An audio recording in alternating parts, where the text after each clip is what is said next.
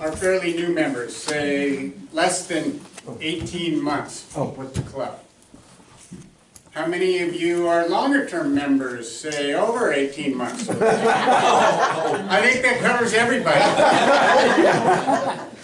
How many of you have heard the word, the acronym DTM? What's that? How many of you know we have one DTM in our club? Yay! Yay! How many of you know that we have 3 on their way to becoming DTMs? Woo! Yeah! I think you're all waiting to hear what the acronym DTM stands for. Yes. It stands for Distinguished Toastmaster. And Carol E. is our Distinguished Toastmaster. Yeah! The reason I'm telling you this is because some of you may not know, some of you may not care, but I found myself several years into Toastmasters, and I thought, well, I should, are you on your way too? I thought, there is a path here. There is a path. Distinguished Toastmaster is the highest honor you can get. In the classic system, the one that we've moved away from, and some of you that are new to the club don't even know about the classic system. We had a competent communication manual, but you would go through a series of manuals and you would become a advanced communicator silver, advanced communicator gold, and eventually doing enough things you could become a distinguished Toastmaster, which is the highest honor. And once you have that, nobody can take it away from you. It's like earning a college degree. It's yours for life. And I got several years into the path, and I thought, well, you know, I'm into this. I'm going to stay with it. Why don't I continue my path to become a distinguished Toastmaster? And then Toastmaster International decided to cut off the classic system. So now I have 1 year left to finish my distinguished Toastmaster in the classic system. Now, if you're in Pathways, you can still become a distinguished Toastmaster, and I'm not that far into it to know, but I think you have to go through a couple paths. And one of the criteria to become a distinguished Toastmaster is to perform an HPL project. How many of you know what that means? And I believe that HPL, I'm sure you're all wondering what HPL means. Yeah. HPL is also in the Pathways path.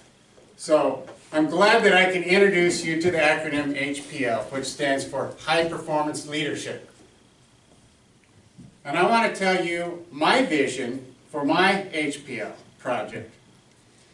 Because we do have a lot of new members, and we have a lot of members that have been here for a longer period of time, I thought it would be a good idea to document what we do as a club, starting with the officers, with the members, and with the guests.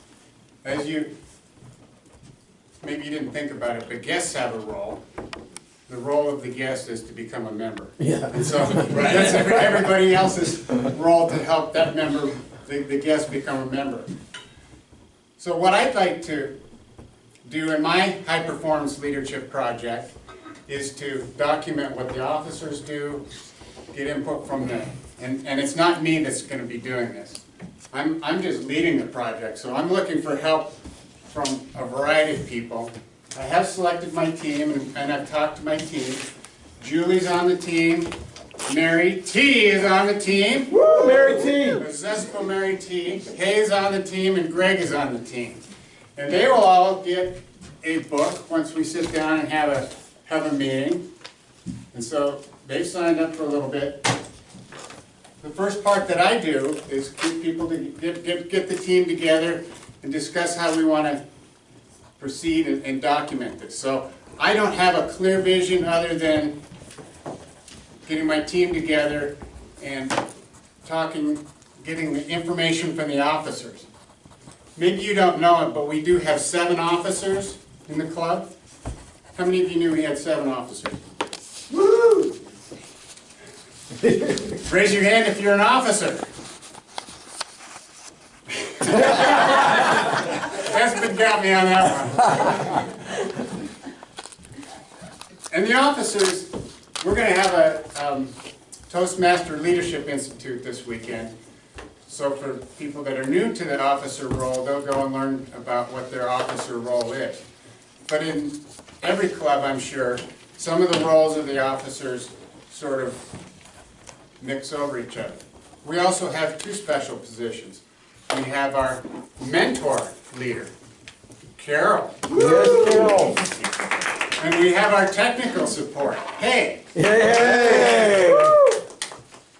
Now, we have sold the presidency and the secretary position. We've sold those positions to our new officers as, you don't have to do anything. Tell me if I'm wrong about that, Tom. You did say that, but We did sell Tom on that, but of course you can go to the TLI and learn, what things that you can do. And everybody really has stepped up to contribute. Last year Louise was the president, this year Mike is the president, and they will be stepping up to hold meetings once a month so the officers can get together and decide, do we need to adjust this, how are we doing? Mary T is our VP of Public Relations in a zestful way. Woohoo! All right. So my vision for my HPL project is to get inputs from everybody. The officers, we want to document how Pikes Peak Toastmasters is currently, what the officers are currently doing, how they work with the other officers to get the jobs done. I worked with Sterling when he was the VP of Membership. Woohoo! I had the Pikes Peak Toastmaster credit card, so I could actually put the new members into the system. And then I want to get inputs from the members, because what do the members expect when they come in? And how can the rest of us help new members come in? And then we want to enlist those guests to become members. Yay!